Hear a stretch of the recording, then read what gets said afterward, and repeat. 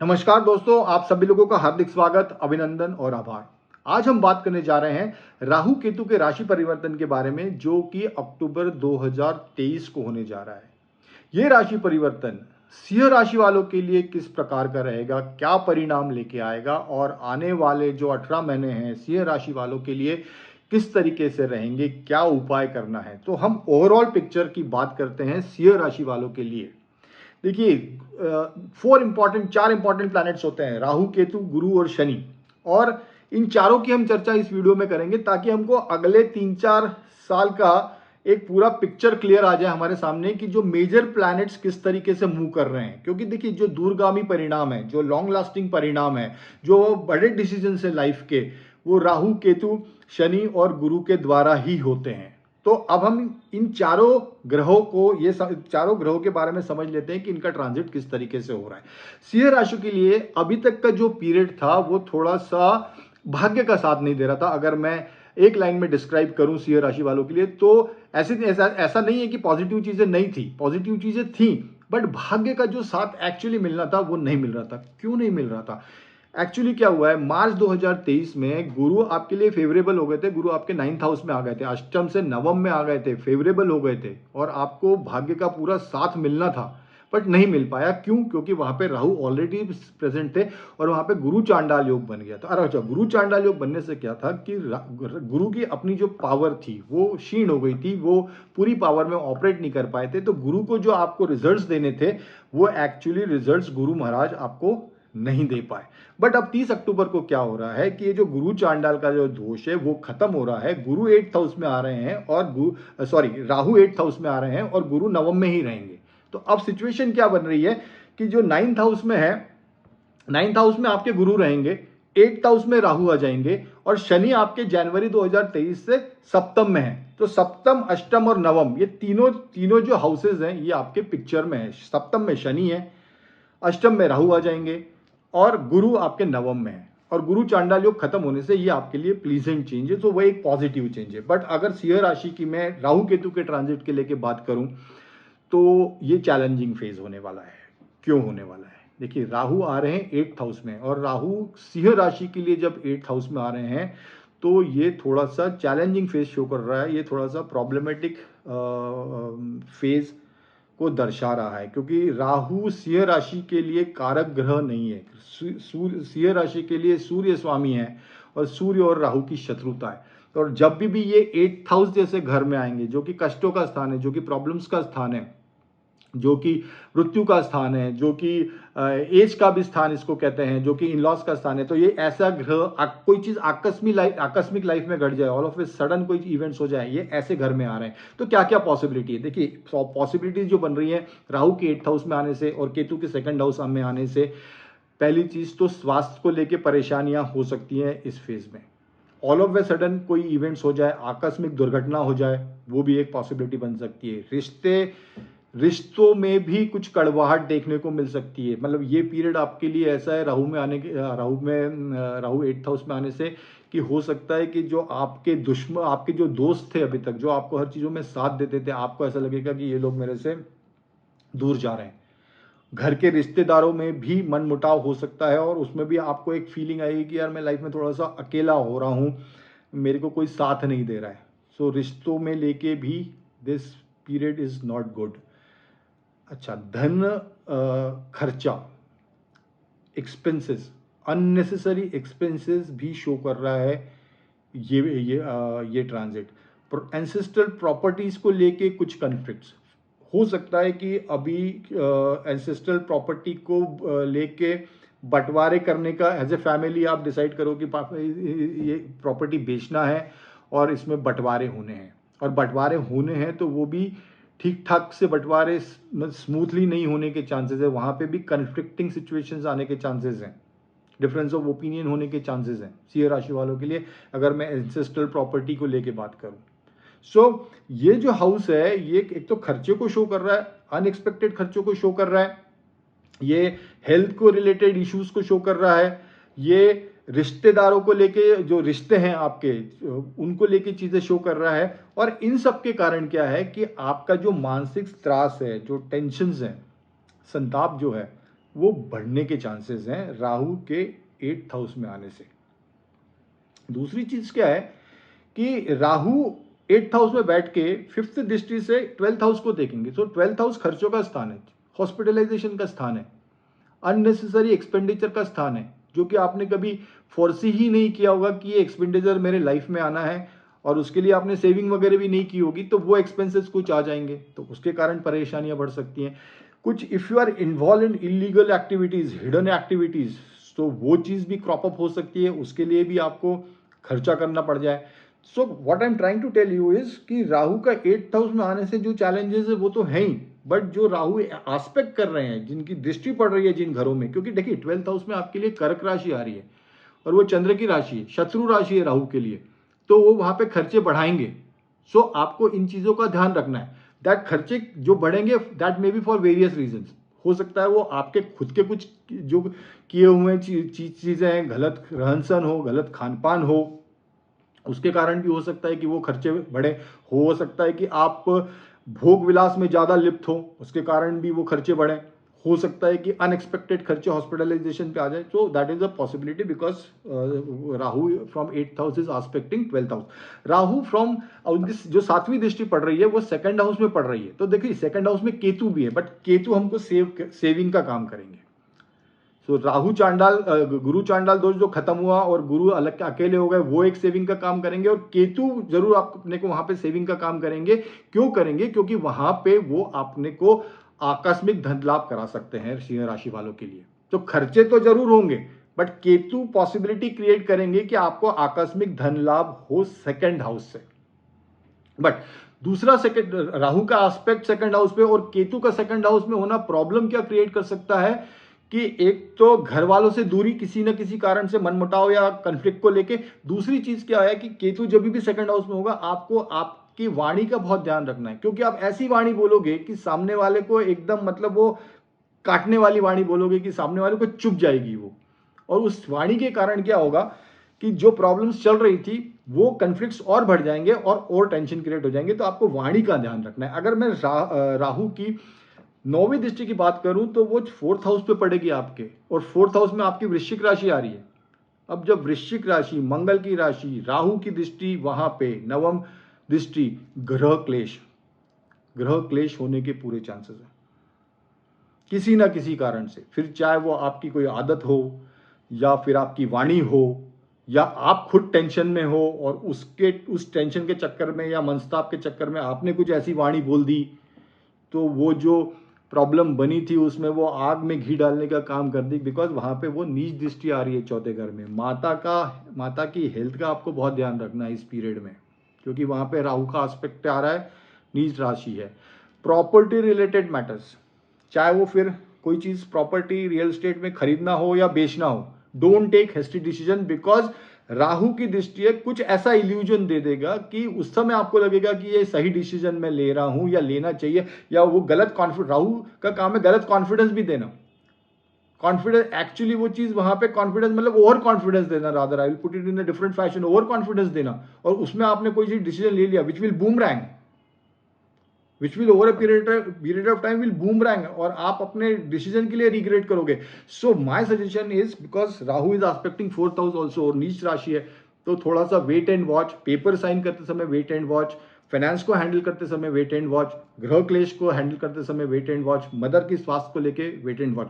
So Rahu in 8th house has describe जो उसके challenges हैं वो, it is aspecting the 12th house also, it is aspecting the 2nd house also. तो वाणी वगैरह का ध्यान रखना है, खान पान का ध्यान रखना है, और 4th हाउस को जो जैसा कि मैंने अभी डिस्क्राइब किया। अब ये तो राहु के कुछ चैलेंजिंग सिचुएशंस को मैंने आपको डिस्क्राइब किया है, नेगेटिव सिचुएशंस को डिस्क्राइब किया है, जो कि आपकी लाइफ में शायद आप इन चीजों को एनकाउंटर करोगे, because your Rahu is transiting from 8 and Ketu is transiting from 2nd। एक चीज और ध्यान रखिए, अगर आपकी कुंडली में ये भी देखिए कि राहु और केतु की पोजीशन कैसी है, that is also very important. Rahu Ketu कहाँ बैठे हुए हैं, कौन सी राशि में बैठे हुए हैं, ऐसा तो नहीं कि वो नीच राशि में बैठे हैं। अगर वो नीच राशि में बैठे हैं तो ये पीरियड और चैलेंजिंग हो सकता है। अगर वो उच्च राशि में बैठे हैं तो फिर कुछ सेविंग फेज है। ये भी जरूर देखिए कि राहु केतु जहां बैठे हैं उनके राशि लॉर्ड किस तरीके से प्लेस्ड है। अगर वो पावरफुल है तो ये जो मैंने चीजें डिस्क्राइब की, इसमें बहुत चीजें कमी आ सकती है। अच्छा, ये जो राहु केतु का ट्रांजिट हो रहा है, इसमें रिश्तों को लेके भी मैंने आपको बताया, एंसेस्ट्रल प्रॉपर्टी को भी लेके चीज मैंने बताई, हेल्थ रिलेटेड इश्यूज को भी मैंने बताया, अननेसेसरी एक्सपेंसेस को भी लेके बताया, ग्रह क्लेश को भी लेके मैंने चीजें बताई, आपकी वाणी को लेके भी बताई, माता के सुख को लेके भी, जो माता के हेल्थ को भी लेके जो चिंता थी वो मैंने भी बताई। तो इन चीजों में राहु आपको हो सकता है कोई इशू क्रॉप कर दे। केतु सेविंग फेस केतु का अब क्या है, अपन अब जो अभी हम नेगेटिव की बात की, अब हम पॉजिटिव की बात करते हैं कि ये तो चीजें हैं, इस चीज को हैंडल कैसा किया जाए। और ये आने वाला पीरियड है, देखिए राहु केतु जो अभी ट्रांजिट कर रहे हैं अक्टूबर 2028 में, ये मई 2025 तक वहीं रहेंगे। तो जो शनि महाराज जो अभी कुंभ राशि में जनवरी में आए हैं, वो भी मार्च 2025 तक कुंभ राशि में ही रहेंगे। 25 की बात कर रहा हूं, not 24, I am talking about 25। सो कुंभ राशि में शनि मार्च 2025, राहु केतु ये जो ट्रांजिट हो रहा है मीन राशि में, और कन्या राशि, केतु कन्या राशि और राहु मीन राशि में, ये मई 25 तक जाएगा। तो ये ट्रांजिट तो अभी ऐसा ही रहेगा, ये पूरा 24 और 25 का आधा साल। अब जो ये नेगेटिविटी आ रही है, ये पॉजिटिव, हमारे लिए पॉजिटिव लाइफ में क्या होने वाला है। देखिए ये जो गुरु महाराज है आपके लिए, ये जो गुरु महाराज है आपके लिए, this planet is going to be positive for 36 months for you. How? अभी तक तो गुरु रिजल्ट्स नहीं दे पा रहे थे, जैसे मैंने आपको डिस्क्राइब किया, क्योंकि वो राहु के साथ थे। अब वो राहु वहां से अड़ गए गुरु नवम भाव में, तो उनकी दृष्टि अब आपके पड़ रही है फर्स्ट हाउस पे, तो व्यक्तित्व में एक अलग निखार आएगा, एक पर्सनालिटी आपकी अलग चमकेगी, आपको एक कॉन्फिडेंस आएगा। अच्छा, शनि क्या हो रहा था, शनि 7th हाउस में होके भी आस्पेक्ट फर्स्ट हाउस को कर रहे थे, तो वहां पे भी एक मन में लेजीनेस आ रहा था, कुछ काम करने की इच्छा नहीं हो रही थी, कोई चीज को जिसका ग्रिप होता है ना कि किसी लगन से हम काम कर रहे हैं, वो चीज मन ही नहीं बन पा रहा था। एक दिन होता था तो दूसरे दिन खत्म हो रहा था, बिकॉज ऑफ 9th हाउस भी अफेक्टेड था और शनि भी अफेक्ट कर रहे थे फर्स्ट हाउस को, बट गुरु भी देख रहे थे, बट गुरु चांडाल योग भी बना हुआ था।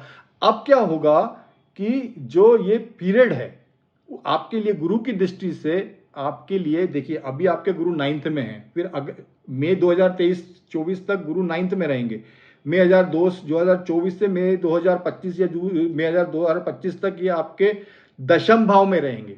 और उसके बाद ये 25 से 26, मई 25 से मई 26, सॉरी जून 26, तो ये 36 महीने जो है आपके लिए, ये गुरु आपके 9, 10th और 11th में रहेंगे। और ये गुरु का जो ट्रांजिट है from 9th house, 10th house, 9th का तो आधा गुजर गया है, बट 24 का और 25 और 26 का आधा ईयर, तो ये जो 33 मंथ्स है टू बी वेरी प्रिसाइज, ये आपके लिए सेविंग फेस रहेगा। और गुरु आपके जो जो चीजों पे डैमेज करेंगे, क्योंकि देखिए गुरु की दृष्टि आपके अगर देखे तो फर्स्ट हाउस से लेके 7th हाउस पे पड़ेगी टाइम टू टाइम, जैसे जैसे ट्रांजिट बढ़ता जाएगा 9, 10 और 11 से, इनकी जो दृष्टियां पड़ रही हैं वो फर्स्ट से लेके 7 पे पड़ेगी। एक टाइम पे 3 दृष्टियां होती हैं, तो फर्स्ट से वो जो पूरा रिवॉल्व होगा, वो जो पूरे सर्कल होगा, that is from first house to 7th house. So whatever you are damage you are facing in terms of 2nd house या 4th हाउस ग्रह क्लेश जैसे मैंने बताया, या हेल्थ रिलेटेड इश्यूज बताया, तो टाइम टू टाइम क्या होगा, इन अगले 2.5 या 3 साल में, 33 महीने या 36 महीने में गुरु की दृष्टि इन हाउस पे पड़ेगी, तो जो जो चीजें डैमेज हुई है वो रेक्टिफाई होती जाएगी, वो रिपेयर होती जाएगी। So you will come out of that phase. तो इट इज नॉट दैट कि राहु का 8th हाउस होने से बहुत ही चैलेंजिंग सिचुएशन बनेगी। ये चैलेंजिंग सिचुएशन है, आई एम नॉट डिनाइंग कि चैलेंजिंग सिचुएशन नहीं है, चैलेंजिंग सिचुएशन है, बट गुरु का यहां पे होना, और पर्टिकुलरली सिंह राशि के लिए गुरु कारक ग्रह है, गुरु कारक ग्रह, तो ये आपको बचा के ले जाएंगे, ये आपको बचा के ले जाएंगे। तो this is an overall picture which is getting form for Singh राशि।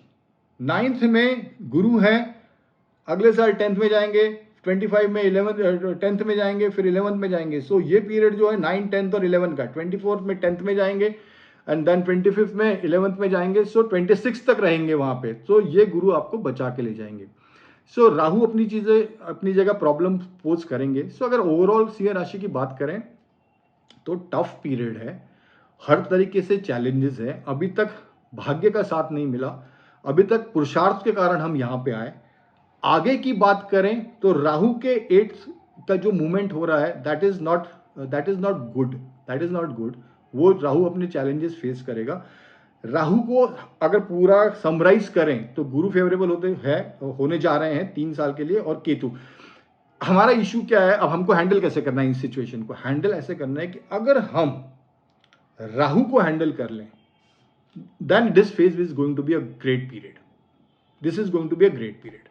अब राहु को हैंडल करने के लिए क्या है, देखिए राहु मीन राशि में आ रहे हैं, ये समझिए राहु गुरु की राशि में आ रहे हैं, गुरु की मूल त्रिकोण राशि है, भले ही वो आपके लिए 8वें हाउस में है बट मूल त्रिकोण राशि है। तो अगर राहु गुरु के घर में गुरु के समान ऑपरेट करेंगे, गुरु के समान ऑपरेट करेंगे मतलब जो राहु का नेचर है कि सब कुछ चाहिए, इलीगल एक्टिविटीज, धन चाहिए तो किसी हद तक भी जाएंगे, हर मतलब धन चाहिए तो जाइए, फिर किसी का नुकसान हो रहा हो, किसी का दिल दुख रहा हो या इलीगल मीन्स अपना रहे हो, शॉर्टकट्स अपना रहे हो, राहु कुछ नहीं देखता है।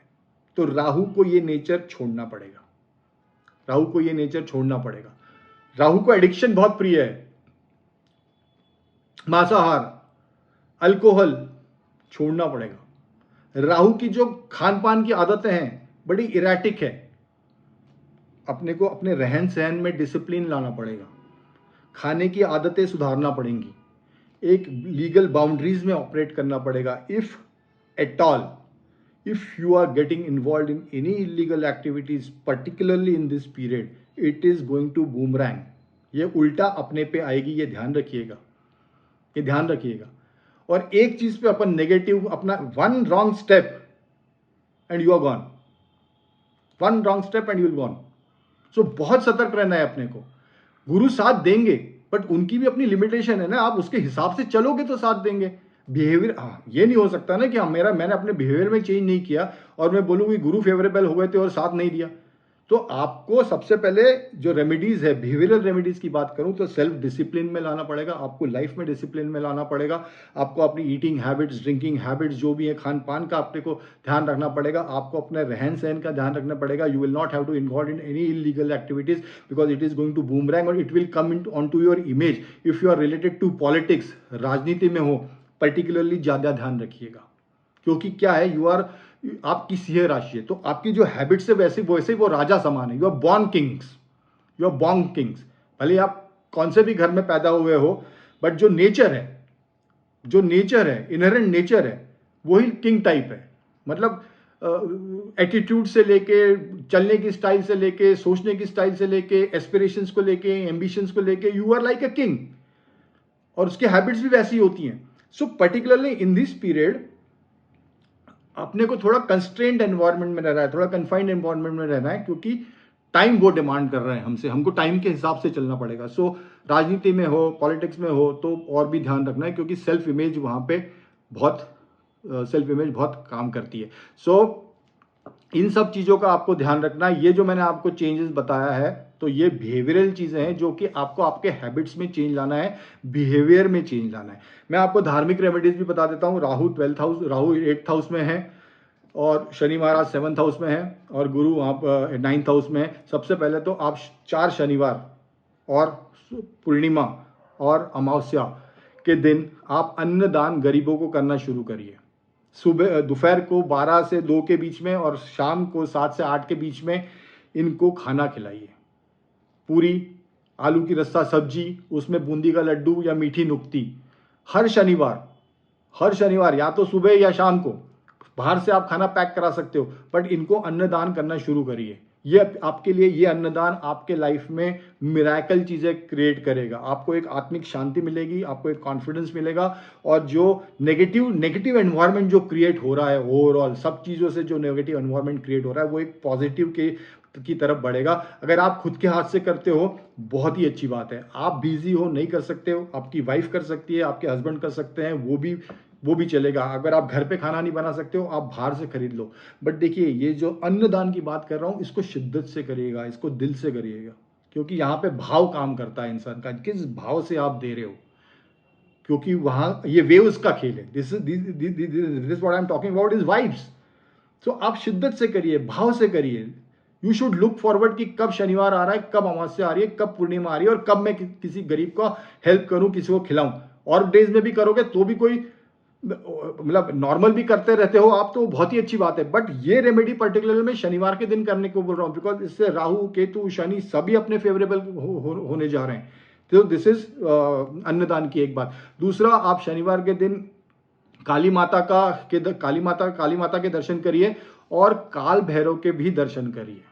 काल भैरव के भी दर्शन करिए, because Rahu in 8th house. काल भैरव के अगर स्तोत्र आप पढ़ते हो, काल भैरव का चालीसा है वो पढ़ते हो, तो ये पीरियड आपके लिए बहुत अच्छा रहेगा। गुरु को अगर सपोज इन केस, जैसा मैं बता रहा हूँ, सिंह राशि के लिए गुरु फेवरेबल है, और पर्टिकुलरली ऐसी कोई सिचुएशन है कि गुरु भी आपके गुरु राशि में नेगेटिव है, तो एक काम जरूर करिएगा, थर्सडे के दिन अगर गुरु वीक है तो, अदरवाइज नहीं। बट राहु केतु का जो मैंने बताया कि अन्नदान जो करना है, और काली माता की जो दर्शन करने हैं, और कार भैलो चालीसा पढ़ना है, या ओम नमः शिवाय पढ़ सकते हैं, वो भी आप कर सकते हैं। तो ये आपको उपासनाएं, धार्मिक उपासनाएं मैं बता रहा हूँ, जितना ज़्यादा करोगे उतना आपको रिलीफ मिलेगा।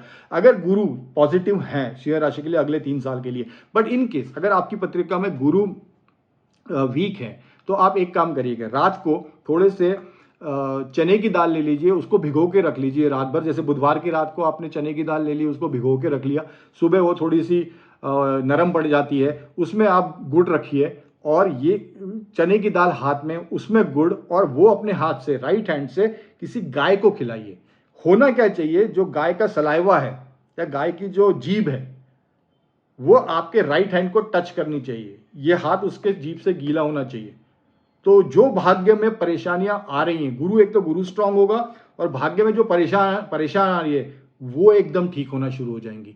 सो ये अगर हम तीनों चीजें भी करते हैं सब साथ में, तो इसका जो क्यूमुलेटिव इफेक्ट है, that will give you great results, apart from behavioural changes जो आपको करना है। ऐसा नहीं हो सकता है कि आपने सिर्फ धार्मिक रेमेडीज की और बिहेवियरल चेंजेस जहाँ पे करना थे, रहन सहन और खान पान और बाकी वाणी में संयम और बाकी चीज़ों में संयम में जो बता रहा हूँ वो नहीं किया, और सिर्फ धार्मिक रेमेडीज की, तो ये धार्मिक रेमेडीज वैसे काम नहीं करती। इसी दोनों का साथ, अगर कोई रेमेडी है, अगर कोई प्रॉब्लम है, तो हमको सब जगह से अटैक करना पड़ता है। अगर पैर दुखता है तो मैं मेडिसिन भी लेता हूँ, मैं सिकाई भी करता हूँ, मैं मसाज भी कराता हूँ। So it is we have to attack a problem from all the sides. So behavioral also, dharmic also. So this is the overall picture for Singh राशि। आप ये सब चीज करिए, आपको पॉजिटिव इफेक्ट्स मिलेंगे, एंड गुरु आपके साथ हैं, गुरु आपको बचा के ले जाएंगे। और गुरु तो अभी आपकी गुरु चांडाल योग भी खत्म हो गया है, फर्स्ट हाउस पे दृष्टि भी आ रही है, तो एक जो प्रॉब्लम कंफ्यूजन की स्थिति थी वो धीरे धीरे सॉल्व हो जाएगी।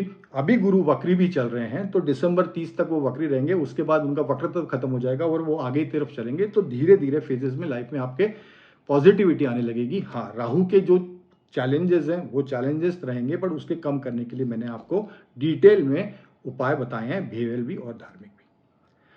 सो आई होप आपको ये वीडियो मेरा सिंह राशि के बारे में जो हमने पूरा डिस्क्राइब किया, ये अच्छा लगा होगा, इन्फॉर्मेटिव लगा होगा। आप इसको जो रेमेडीज बताई हैं उसको अमल में लाएंगे, and you will have a great time ahead. अगर आपको ये वीडियो अच्छा लगा है, प्लीज़ लाइक करिए, सब्सक्राइब करिए चैनल को, और बेल बटन को ज़रूर दबाइए, ताकि आपको जो भी मैं वीडियोस पोस्ट करूँ वो आपको ज़रूर मिलें। आपके डियर वंस, लव्ड वंस के साथ भी वीडियो शेयर करिए, ताकि बाकी लोग भी इस चीज़ों से बेनिफिट हो। So thank you so much. Wish you a great time ahead. Happy Diwali to all of you. Bye and take care. We'll meet with some different topic in my next video. Take care. All the best.